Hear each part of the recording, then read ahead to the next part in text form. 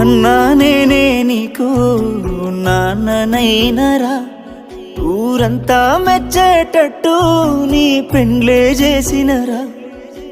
అన్నా నీకోసం ఒక ఇల్లే గడుతరా అని దాసుకున్న పైసలన్నీ నీకే వెడితిరా.